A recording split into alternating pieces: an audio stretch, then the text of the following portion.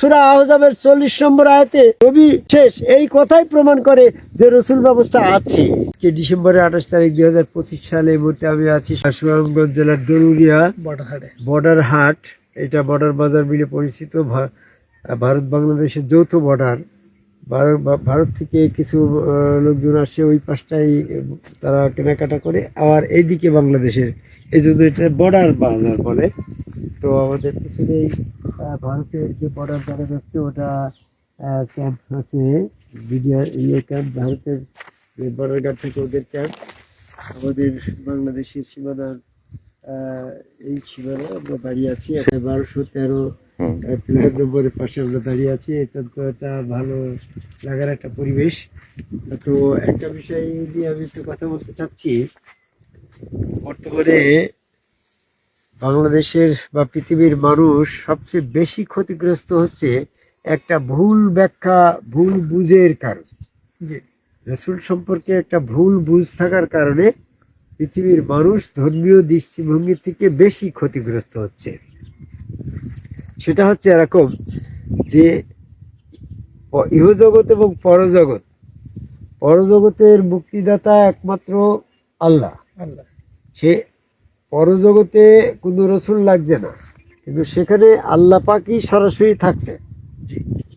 সেই পরজগতের মালিকও আল্লাহ, ইহজগতের মালিকও আল্লাহ। কিন্তু ইহজগতে আল্লাহ পাওয়ার জন্য মিডিয়া হচ্ছে একমাত্র রসুল। রসুল মিডিয়া বাদ দিলে আল্লাহ পাকের কোনো মানে দিনী ব্যবস্থাপনায় ঢোকার কোনো সুযোগ নেই। যেমন পরপারে মৃত্যু নামের বর্ডার ছাড়া ঢোকা যাচ্ছে না, যেমন বাংলাদেশের বর্ডার। ঠিক আমাদের পরপার এবং ইহকাল এবং পরকালের মাঝখানে মৃত্যু নামের বর্ডার আছে। মৃত্যু নামের বর্ডারটা পার না হলে ওদিকে যেয়ে আল্লাহর জগতে, পরপরের জগতে যাওয়া সম্ভব না। ওই জগতের মালিক আল্লাহ, মৃত্যু বাদে ওইখানে যাওয়া যাচ্ছে না। আর ইহজগতের মালিকও আল্লাহ, কিন্তু ইহজগতে ওই আল্লাহর কাছে পৌঁছাতে হলে তার বর্ডার হচ্ছে, মিডিয়া হচ্ছে রসুল। রসুল মিডিয়া বাদে আল্লাহর জগতে ঢোকার কোনো সুযোগ নাই। এখন যেহেতু রসুল নাই কথা বলা হচ্ছে, তাহলে সমস্ত মানুষ আল্লাহর জগতে পৌঁছানোর থেকে বঞ্চিত হয়ে যাচ্ছে। যেমন এই যে বাংলাদেশে আওয়ামী লীগের সময় থেকে এখানে আর বর্ডারের লোকজন এখানে বর্ডার বাজারে কেনাকাটা হচ্ছে না। তো তাহলে এখন এটা বন্ধ হয়ে গেছে। এখন রসুল মিডিয়া যখন থাকবে না, রসুল যখন থাকছে না, পিছু দ্বারা রসুল যখন থাকছে না, তখন আল্লাহর জগতে যাওয়ার কোনো সুযোগ নাই। তাহলে বর্তমান পৃথিবীতে যে সমস্ত মানুষ আছে, মোহাম্মদ সাল্লাল্লাহু আলাইহি সাল্লামের পরের থেকে যদি রসুল শূন্য হয়ে যায়, তাহলে এদিকে সরে এসো। বর্তমানে পৃথিবীর মানুষ যদি রসুল শূন্য অবস্থায় থাকে, তাহলে আল্লাহর সান্নিধ্য থেকে বঞ্চিত হচ্ছে। তাহলে সবচেয়ে বেশি ক্ষতিগ্রস্ত তো এটাই হচ্ছে। যেমন মনে করেন একটা ট্রেন আপনার এখান থেকে ঢাকা যাবে, যদি কোনো রকম ভাবে আপনাকে ট্রেন থেকে নামাই রাখা হয়, তাহলে আপনি তো আর ঢাকা যেতে পারলেন না। তো শয়তানের চেষ্টা কি, যে রসুল নামের এই গাড়ির ভিতরে ওঠে যদি মানুষ, তাহলে পরে আল্লাহর জগতে পৌঁছে যাচ্ছে। রসুল নামের এই গাড়িটা যদি বন্ধ করে দিই, মানে এটা যদি নেই থাকে, এই গাড়িতে যদি উঠতে না পারে, তাহলে আল্লাহর জগতে কেউ ঢুকতে পারলো না, সবাই অন্ধ থাকলো। তাই তো শয়তানের ধরে থেকে গেল। এই রসুল মিডিয়াকে স্টপ করে দেওয়ায় পৃথিবীর মানুষ এখন রসুল থেকে বঞ্চিত হয়। সবচেয়ে বেশি ক্ষতিগ্রস্ত দিনের ব্যাপারে। কি ব্যাপারটা বুঝতে পারছেন? দিনের ব্যাপারে সমস্ত বেশি পরিমাণে ক্ষতিগ্রস্ত হচ্ছে রসুল অনুপস্থিত মনে করে, রসুল না থাকে এই বিশ্বাসে বিশ্বাসী হয় দিনের ব্যাপারে, ধর্মীয় ব্যাপারে বেশি ক্ষতিগ্রস্ত। তো আমি মনে করি এই ক্ষতিগ্রস্ত থেকে বাঁচতে হলে রসুল ব্যবস্থা আছে এটা প্রমাণ করা লাগে। একজন কোরআন গবেষক হিসাবে আমি শুধু একটা কথাই এটি প্রমাণ করে দিতে চাই, যে তোমরা যেটা বলছো রসুল ব্যবস্থাপনা শেষ,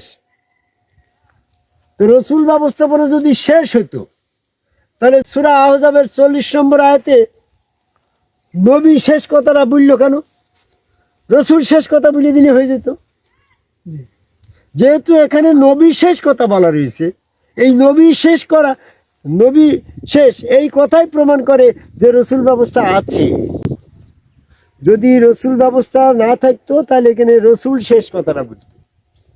নবী শেষ কথা বুঝেছে, তার মানে নবী শেষ, রসুল শেষ নাই। নাই। দেখুন পদ্ম দুইটা, নবী পদ রসুল পদ। যদি এখানে নবী শব্দ উল্লেখ না হতো তাহলে নবী রসুল সব দুটি বন্ধ হয়ে যেত, এটা আমরা ধরে নিতে পারতাম। যেহেতু নবী শব্দ স্পেসিফিক ভাবে বলা রয়েছে নবী শেষ, তাহলে রসুল ব্যবস্থা চালু আছে, এটা প্রমাণ হয় ওই আয়াত দিয়ে।